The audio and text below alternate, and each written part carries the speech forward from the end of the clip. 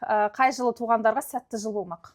Биыл 2026 86-87-лерге ең сәтті жыл. Өз стихиялары кіреді. Осы алдыдағы 2 жыл әсіресе 86-ларға және 87-лерге жылдың екінші жартысы.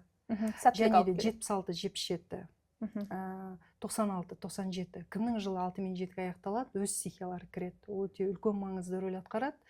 Және де кімнің жылы 78-79 мысалы фундамент жылы. Өткен одан кейінгі жылдар оларға сәтті. Бұл заңдылық мен осы соңғы 10 жыл байқап келе жатырмын. Нумерологияда 9 жыл болдым.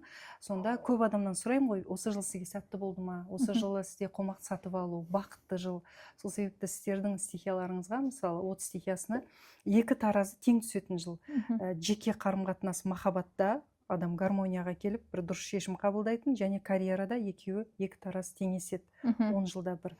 Ал оның алдында 2 жыл бұл адамдарға дайындық жылы болған. Яғни энергия жинайтын, білімін дамытатын, қадам жасайтын, енді оның жемісін көретін бонусный жыл деп аталады.